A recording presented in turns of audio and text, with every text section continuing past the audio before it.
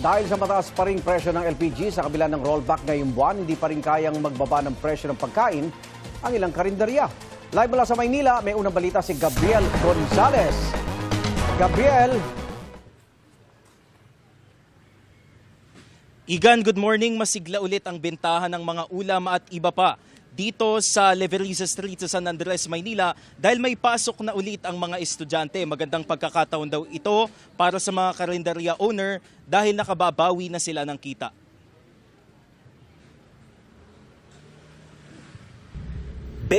Oras ang bukas ang karinderya ni Nanay Eustaquio Pancho matapos silang masunugan noong Oktubre noong nakaraang taon.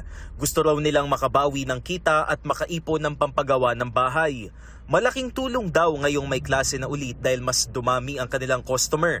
Yun nga lang, hindi raw nila maibaba ang presyo ng ulam dahil mahal pa rin ang presyo ng LPG.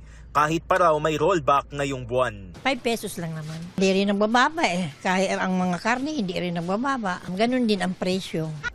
Ang may-ari naman ng isa pang karinderya na si Rizaldo Dimla, nagpa siyang hindi magtaas ang presyo ng mga panindang ulam para makatulong pa rin sa mga suki. Medyo kahirapan ng tao, sir. Hindi naman namin po pwedeng sabayan ng pagtaas ng presyo. Kaya yun pa rin po ang price namin, sir. Sa ngayon, lumakas kami dahil may pasukan na po ng eskwelahan, sir. Kaya medyo nakabawi na po. 5 pisong rollback sa kada kilo ng LPG ang ipinatupad ng ilang LPG companies ngayong Hunyo.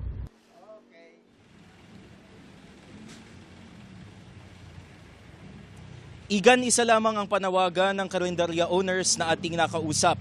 Ibalik sa dating presyo nito ang LPG dahil kung mananatili daw sa higit 1,000 ang presyo ng LPG ay malabo raw na maibalik nila ang dati nilang kita. At yan ang unang balita mula rito sa lungsod ng Maynila. Gabriel Gonzalez, GMA News.